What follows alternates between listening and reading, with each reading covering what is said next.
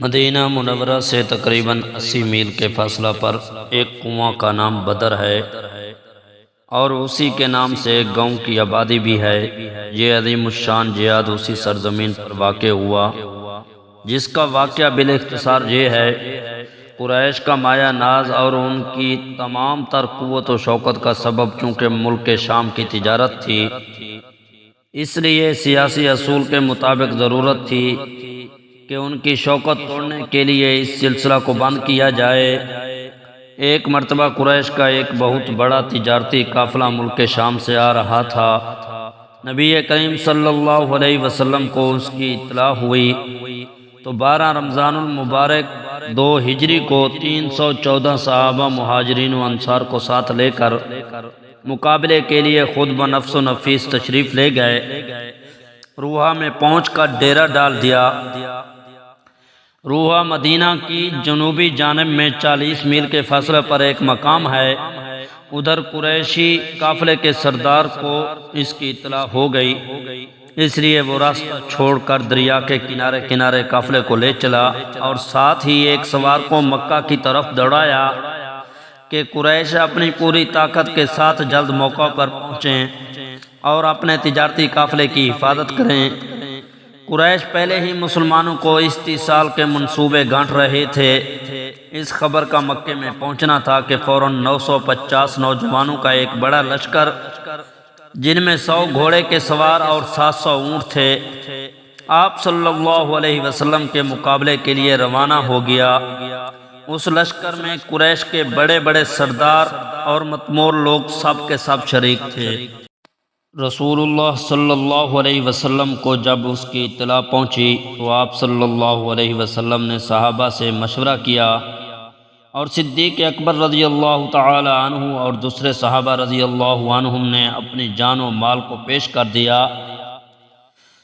عمر بن وقاص رضی اللہ تعالی اس وقت کم عمر تھے، اس لیے حضرت صلی اللہ علیہ وسلم نے ان کو شرکت جہاد سے روک دیا تو وہ رونے لگے۔ اس پر آپ صلی اللہ علیہ وسلم نے اجازت عطا فرمائی اور وہ بھی شریک جہاد ہوئے۔ انصار میں قبیلہ خزرج کے سردار سعد بن عبادہ رضی اللہ تعالی عنہ نے اٹھ کر کہا کہ خدا کی قسم، آپ صلی اللہ علیہ وسلم فرمائیں تو ہم سمندر میں کود پڑیں۔ صحیح مسلم اور بخاری کی روایت میں ہے کہ مقداد رضی اللہ تعالی عنہ نے عرض کیا کہ یا رسول اللہ، ہم آپ کے دائیں بائیں اور آگے پیچھے سے لڑیں گے۔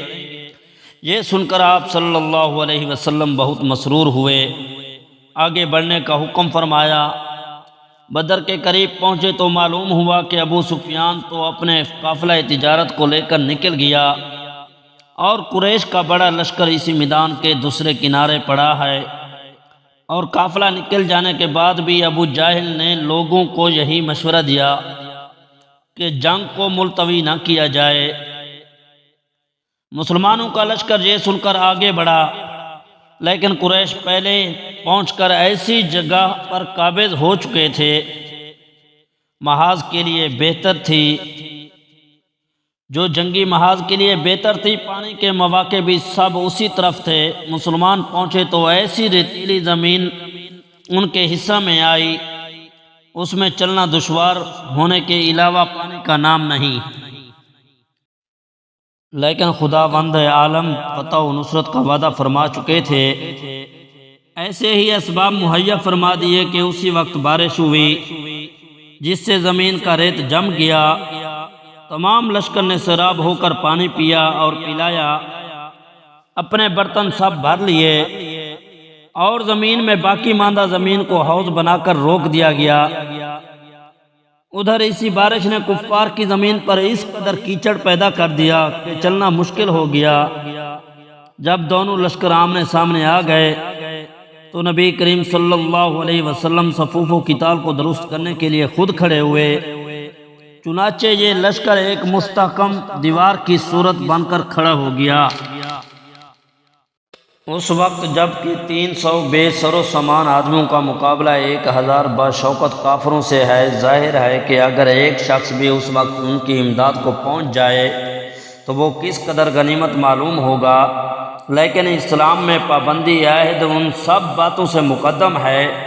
عین میدان کارزار میں حضرت حذیفہ رضی اللہ تعالی عنہ اور ابو حسن رضی اللہ تعالی عنہ دو صحابی شرکت جہاد کے لیے پہنچتے ہیں، مگر اپنے راستہ کا حوالہ بیان کرتے ہیں کہ راستے میں کفار نے روکا کہ تم محمد صلی اللہ علیہ وسلم کی امداد کو جا رہے ہو۔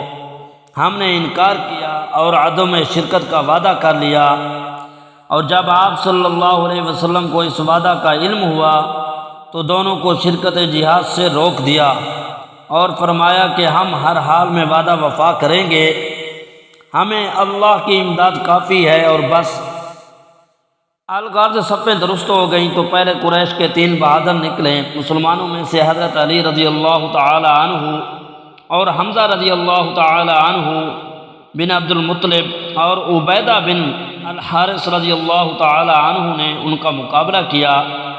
تینوں کافر قتل ہو گئے، مسلمانوں میں صرف عبیدہ زخمی ہوئے۔ حضرت علی رضی اللہ تعالی عنہ نے ان کو کندھے پر اٹھا کر حضرت صلی اللہ علیہ وسلم کی خدمت میں پہنچایا۔ آپ صلی اللہ علیہ وسلم نے اپنے پائے مبارک سے تکیہ لگا کر ان کے چہرے کا غبار خود دست مبارک سے صاف فرمایا۔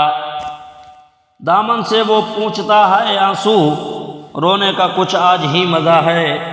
عبیدہ رضی اللہ تعالی عنہ نے دم توڑتے ہوئے حضرت صلی اللہ علیہ وسلم سے پوچھا کہ کیا میں شہادت سے محروم رہا؟ آپ نے فرمایا کہ نہیں، تم شہید ہو اور میں اس پر گواہ ہوں۔ اب تو عبیدہ رضی اللہ تعالی عنہ مسرت سے کہنے لگے کہ آج ابو طالب زندہ ہوتے تو انہیں تسلیم کرنا پڑتا کہ ان کے اشعار کا پورا مستحق میں ہوں۔ جب عبیدہ رضی اللہ تعالی عنہ کی وفات ہو گئی تو خود سرکار کائنات ان کی قبر میں اترے اور اپنے دست مبارک سے دفن کیا۔ یہ امتیازی فضیلت تمام صحابہ میں صرف عبیدہ رضی اللہ تعالی عنہ کا حصہ تھا۔ حضرت صلی اللہ علیہ وسلم کے چچا ابو طالب جو ہمیشہ آپ صلی اللہ علیہ وسلم کی حمایت میں سرگرم تھے، انہوں نے اپنے جذبہ حمایت کو ان اشعار میں ادا فرمایا تھا، یعنی بیت اللہ کی قسم تمہارا یہ خیال غلط ہے کہ ہم محمد صلی اللہ علیہ وسلم کو بغیر سخت نیزہ بازی اور تیر اندازی کے سپرد خاک کر دیں گے، یا آپ صلی اللہ علیہ وسلم کو دشمنوں کے سپرد کر دیں گے، یہاں تک کہ ہماری لاشیں آپ کے گرد پڑی ہوں اور ہم اپنے بیٹوں اور بیویوں کو بھول جائیں۔ اس وقت جب دونوں لشکر ملے تو دیکھا گیا کہ بہت سے اپنے ہی لخت جگر تلواروں کی زد میں ہیں، مگر اس حزب اللہ کا عقیدہ تھا، یعنی 1000 قریبی رشتہ دار جو اللہ تعالیٰ سے بیگانہ ہوں، اسے ایک شخص پر فدا ہوں جو آشنائے حق ہو۔ چنانچہ جب صدیق اکبر رضی اللہ تعالی عنہ کے بیٹے جو اب تک کافر تھے میدان میں آئے تو خود حضرت صدیق کی تلوار ان کی طرف بڑھی۔ عتبہ سامنے آیا تو اس کے فرزند حضرت حذیفہ رضی اللہ تعالی عنہ تلوار کھینچ کر باہر نکلے۔ حضرت عمر رضی اللہ تعالی عنہ کا ماموں میدان میں بڑھا تو فاروقی تلوار نے خود اس کا فیصلہ کیا۔ اس کے بعد گھمسان کی لڑائی شروع ہو گئی۔ ادھر میدان کارزار گرم تھا، ادھر سید الرسل صلی اللہ علیہ وسلم سجدے میں پڑے ہوئے فتح و نصرت کی دعا مانگ رہے تھے۔ بالآخر غیبی شہادت نے آپ صلی اللہ علیہ وسلم کو مطمئن فرمایا۔